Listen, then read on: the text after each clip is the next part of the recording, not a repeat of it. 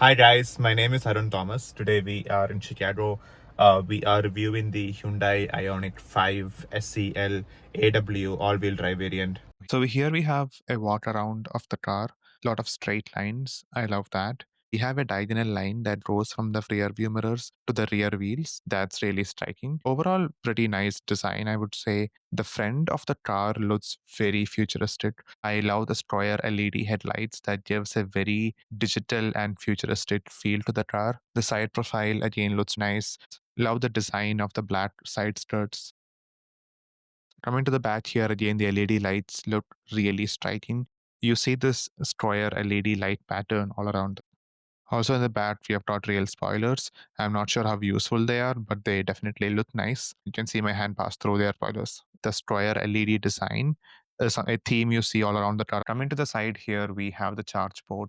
The Hyundai IONIQ 5 has CCS charging and DC fast charging up to 240 kilowatts. The wheel design, I personally think, is a bit bland, but it should be good for aerodynamics. Again, the side skirts look very good. The boot is really spacious, up to 520 liters, and can be opened with your key fob. We also have an underside storage space. Overall, pretty spacious boot. I love it. It also has automatic close. This is how the front of the car looks like from the side, and these are the rear seats. Looks very spacious. Such a beautiful car to drive. I like the way how the steering is so smooth and comfortable. This vehicle is an EV, and I obviously love EVs for the instant torque that is sustained throughout the RPM range. And this car specifically has a really good one pedal driving and regen system. You have these paddles behind the steering wheel which you can use to set your level of regen, and right now it's at level 3, but you also have like a level 4 and then an I pedal regen mode where you can essentially drive without touching the brake pedal. It's very good and calibrated one pedal driving, which I really loved.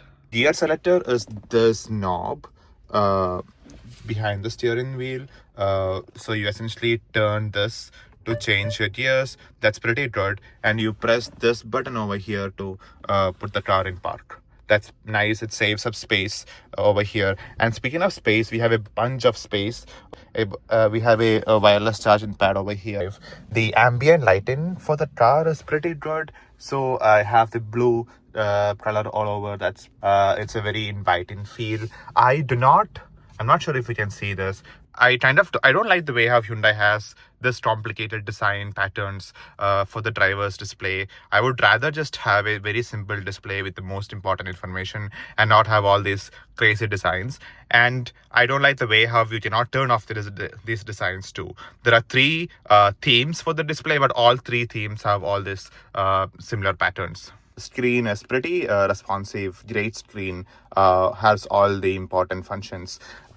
The car does not have USB-C charging. I think that's a huge letdown. We have 5 USB-A ports, but we don't have a USB-C port. But I like the way how the seat handle is essentially so big and comfortable to hold. I'm not sure about the white color though. I think it attracts a lot of oil and dirt. So I would have preferred more of a darker trim. But again, the lighting is really nice. We have lighting on both the sides, on the speakers too. Speaking of the speakers, it's really good. I've played a few punchy songs, great bass. Even though these are not the Bose speakers you would find on a higher trim, these speakers are really good, and I like they are really solid speakers.